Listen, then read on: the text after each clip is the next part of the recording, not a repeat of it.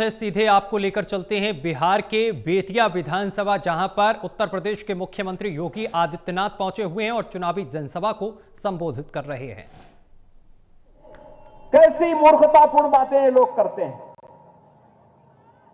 RJD ने राम मंदिर के रथ को रोक दिया था और इनका पार्टनर एक सपा है उत्तर प्रदेश में, उसने राम भक्तों पर गोलियां चला करके लौहलुहान किया था अयोध्या को। लेकिन हम तब भी कहते थे रामलला हम आएंगे मंदिर, लाठी गोली खाएंगे,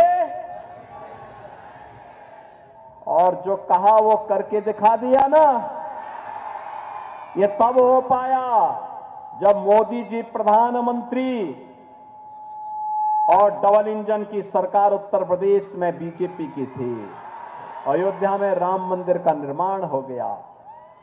राम मंदिर के निर्माण से पहले याद करना, अयोध्या में एयरपोर्ट, इंटरनेशनल एयरपोर्ट बना है और इंटरनेशनल एयरपोर्ट का नामकरण महर्षि वाल्मीकि के नाम पर भी किया गया है।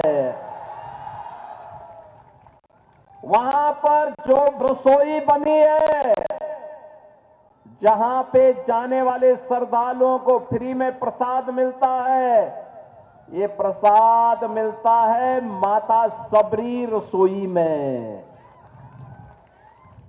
और जहां रेन बसेरा बने हैं ना, ये रेन बसेरा बने हैं निषाद राज के नाम पर, निषाद राज के नाम पर। आप अयोध्या में अब आइए, 25 नवंबर को प्रधानमंत्री जी आ रहे हैं अयोध्या में, तब देखना अयोध्या में जो भव्य राम मंदिर का निर्माण हुआ है, बहनों और भाइयों, वहां पर भगवान राम भी हैं, राम दरबार भी है, मां जानकी भी है, लक्ष्मण जी भी हैं और हमारे बजरंग बली भी हैं।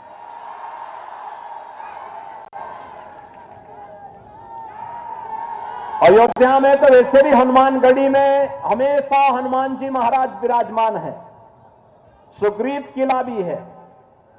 और यही नहीं, याद करिए रामायण काल का पहला बलिदानी कौन है? जटायु। गिद्धराज जटायु भी राम मंदिर की तरफ देख रहा है। थोड़ा देखिए कितना भाव विह्वल करने वाला दृश्य है। और सेतु निर्माण के लिए जिस गिलहरी ने योगदान दिया, वह गिलहरी का भी एक मूर्ति लगाई गई है। बहनों और भाइयों, यह है भारतीय संस्कृति, कृतज्ञता ज्ञापित करने की संस्कृति। ये कांग्रेस और आरजेडी कृतज्ञता ज्ञापित करना नहीं सिखा सकती।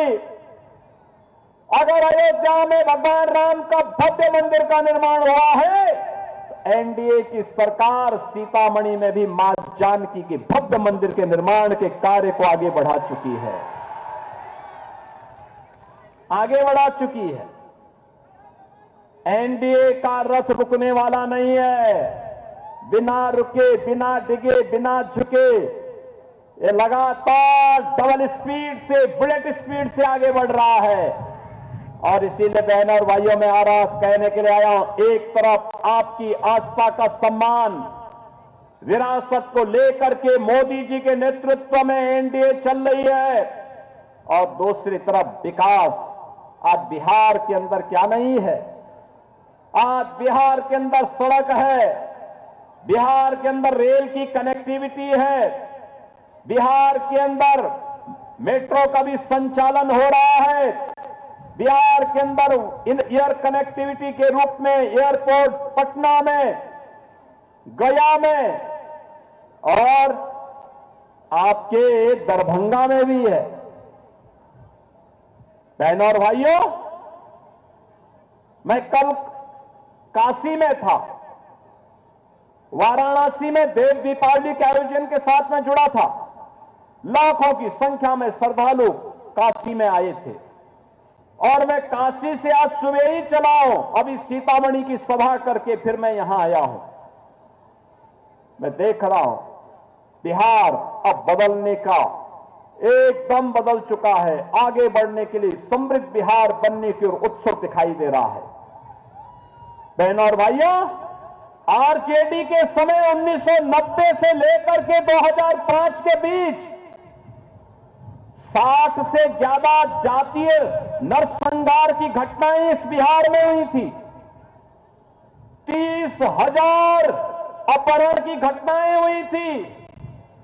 अपहरण, इंजीनियर का अपहरण, डॉक्टर का अपहरण, व्यापारी का अपहरण, बच्चे का अपहरण, और तो और आरजेडी के समय में सड़क का भी अपहरण हो जाता था और पुल का भी अपहरण हो जाता था। ये पेशेवर अपराधी और माफिया इनके शागिर्द बनते थे। बहनों और भाइयों, इसीलिए हमने कहा, यूपी के लोगों ने कहा कि अपराधियों के खिलाफ ये इनके पार्टनर यूपी में समाजवादी पार्टी और कांग्रेस भी यूपी के अंदर यही करती थी। इन माफिया और अपराधियों को अपने गले मिला करके चलती थी, जनता का शोषण करते थे। हमने कहा ये नहीं चलेगा, ये नहीं चलेगा। आज हमने कहा यूपी में तो नौजवान रहेगा मस्त, उसको नौकरी मिलेगी, उसके लिए रोजगार का सृजन करेंगे, फ्री में एजुकेशन की व्यवस्था करेंगे, बहन और बेटियों की सुरक्षा भी करेंगे, सम्मान भी देंगे, स्वावलंबन के लिए भी आगे बढ़ाएंगे। लेकिन माफिया को रौंद डालेंगे और इसके लिए बुलडोजर से घड़ चला करके आज उसको पूरी तरह रौंद दिया गया है। मैं कल ही लखनऊ में एक दुर्दांत माफिया के द्वारा गरीबों की जमीनों पर कब्जा करके बड़ी हवेली बनाई गई थी, एकदम डीजीपी आवास के सामने। मैंने देखा, एक बार मैं उधर से जा रहा था, मैंने कहा ये हवेली किसने बनाई है? तो पता लगा कि एक माफिया ने। हमने कहा इसको कब्जे में ले लो। लोगों की समझ में नहीं आ रहा था क्यों कब्जे में ले रहे हैं। हमने कहा कब्जे में लो, मैं बताऊंगा क्या करना है। और बहनों और भाइयों, कब्जे में लिया गया, फिर उस हवेली पे बुलडोजर चलवाया गया और फिर उस हवेली पर हमने आवास बनाए। 72 गरीबों के लिए हाई राइज बिल्डिंग बनाई, ऊंची ऊंची बिल्डिंगें बनवाई हैं और कल उन सबको चाबी सौंप करके आया हूं मैं बिहार चुनाव में। ऐसे ही प्रयागराज में भी हम लोगों ने किया था।